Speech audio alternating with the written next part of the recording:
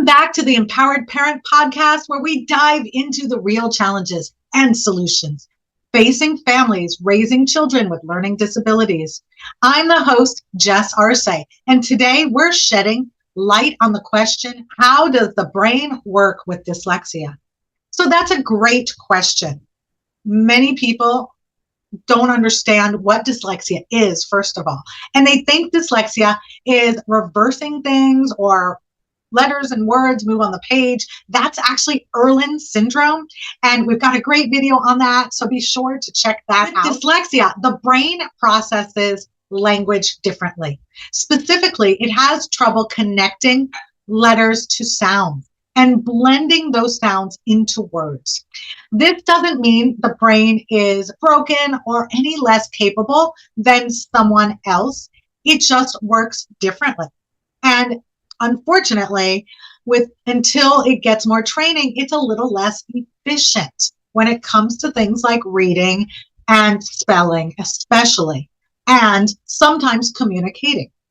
In most people, the left side of the brain, I think for a minute, this is an L, like that.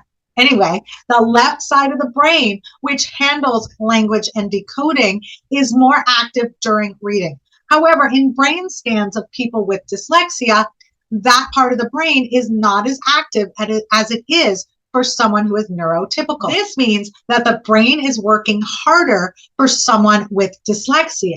And what happens often with students in school is they can't track what the teacher is teaching them. And so they start to fall farther and farther behind. And so as the years go on, the gap becomes bigger and bigger, not because they're dumb or unintelligent, but because they just didn't get the foundational information, they didn't understand it, or they didn't grasp it, or it wasn't solidified quick enough. So then it's a big snowball effect.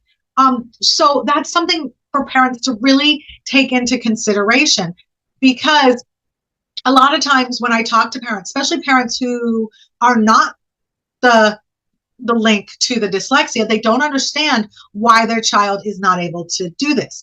And very often teachers will think that student is being lazy when in fact they've probably given up because they're just not getting anything. It's like the Snoopy cartoon where the teacher is going wah, wah, wah, wah, wah, wah, wah.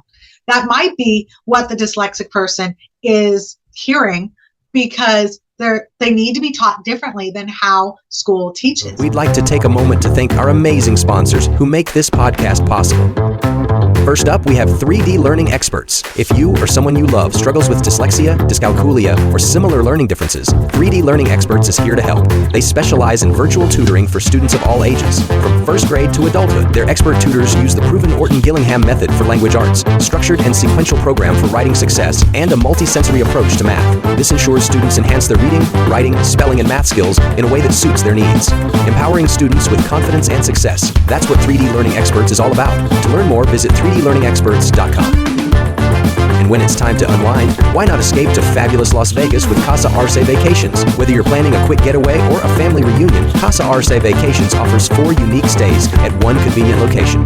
Just under 3 miles from the Strip, choose from a cozy tiny house, 2 stylish studios, or a spacious 4-bedroom, 2-bath unit. All guests have access to amazing amenities, including a play pool, putting green, barbecue, fire pit, and each unit has its own private patio. Perfect for any occasion, they've got the ideal spot for your next adventure. Start planning your trip today at facebook.com/Casa RSA Vacations. Thank you to our sponsors for their support and for the incredible services they provide. Now, let's get back to today's episode. These differences in processing can cause difficulty sounding out unfamiliar words, which is decoding. Trouble with spelling is huge. Most people with dyslexia have a lot of trouble spelling. Some of our dyslexic students can read well, but I have never had a dyslexic student in the 12 years that I have owned my business that could spell well. And then slower reading speed is a common trait for dyslexia. And, I have 4 children. And if you've watched any of my videos before, you know that 3 of my 4 children have dyslexia. And my one child who doesn't have dyslexia despite being an amazing reader, being able to read on an 8th grade level in 3rd grade, he has always been a slower reader. When he was in college, he said he read slower than the average college student. So, you know, he has the trait still of a dyslexic slower reader, even though he doesn't have any of the other characteristics of having dyslexia. And then poor reading comprehension is something we hear a lot.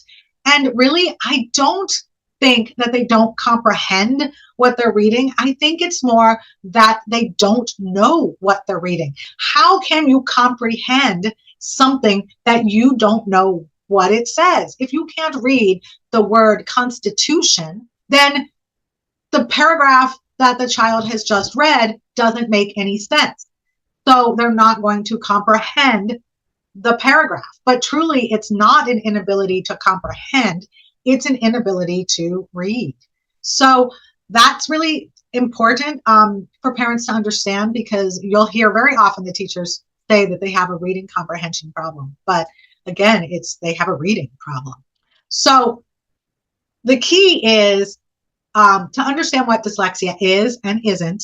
And the dyslexia does not affect intelligence. And in fact, most people with dyslexia are of average or above average intelligence.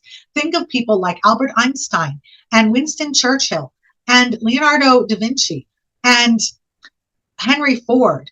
And we've got lots of amazing people today who are actors and artists and musicians and sports people who are of average or above average intelligence, and they have dyslexia. People are starting to be open to sharing that they're dyslexic a lot more today. And how do we know that people who have died many years ago, like Leonardo da Vinci and Albert Einstein, were dyslexic? Because of their writing, because the way that they wrote things, or the mistakes that they made, or the words that they used on accident instead of the word that should have been used, are very common dyslexic traits. And so that's how come we can identify people who are long gone that are dyslexic. I hope that answered your question about the brain of a dyslexic person. And remember that dyslexic people have strengths in areas that many neurotypical people don't have strengths in. So even though it might be more challenging to read or to spell or to get through school, there are strengths, and it's important to identify your child's strengths and really help them to bring those out while they're learning the skills that they need in order to become a better reader or speller. And if you want help with this, we can help you at 3D Learning Experts. So you can schedule a consultation call with me today and talk about what's going on with your child and determine if our program will work to help your child learn how to become a better reader, speller, writer, note taker, or mathematician. And if this video resonated with you, be sure to like or subscribe to our channel so that you can see more of our videos come up in the future. Thank you.